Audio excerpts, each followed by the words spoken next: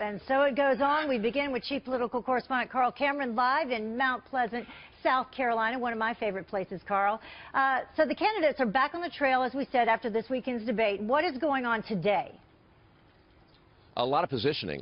Donald Trump has a very full campaign day here in South Carolina, and he's just announced that he'll have a news conference this afternoon at 2 o'clock, which indicates that he has not just something to say, but he wants a lot of attention. Not new for Donald Trump, but it is new in South Carolina, and it comes on the same day that Jeb Bush will have his brother, the former President George W. Bush, on the campaign trail this evening. Trump has come under some criticism here in South Carolina for having said that President George W. Bush lied about weapons of mass destruction in the Iraq War, and Donald Trump, would have supported the impeachment of the former president. George W. Bush remains fairly popular among Republicans here in South Carolina, so that kind of criticism could cost Donald Trump. And you can bet Jeb Bush would like very much to make that point. Both of them have been sparring back and forth, and while Trump doesn't have an event for a little while, he's already been tweeting that Jeb had to bring his mom out in New Hampshire and now his brother out in South Carolina, as though that's a bad thing. In South Carolina, it may not be. It looks as though Jeb's getting a fair amount of attention in advance of it for exactly that reason. Heather? Yeah, what did we do in a campaign before tweeting? So what about Senators Cruz and Rubio, Carl? Most of the time we threw the faxes out before tweeting and before all this internet campaigning that they're doing.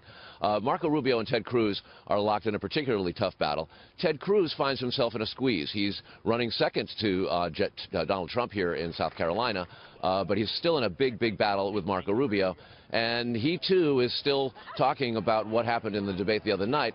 It was just a festival of attacks and criticisms and calling one another liars. And here's how Cruz sort of phrases and frames what both Trump and Rubio, in his view, are doing.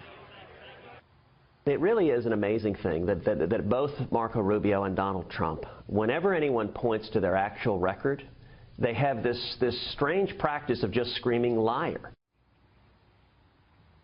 Cruz this morning suggested that Donald Trump's numbers are coming down, an attempt perhaps to suppress some of his support in this state.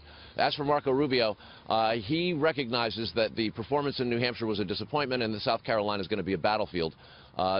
It's worth remembering that back in 2000, when George W. Bush won the South Carolina primary, it was considered at that time a particularly nasty race for a lot of the stuff that was sort of underhanded and under the windshield wiper flyers and allegations between himself and John McCain. We are already approaching that level of hostility, and we still got 5 days left. Heather? Yeah, you think? Carl Cameron live for us. Thank you, Carl. Well, certainly.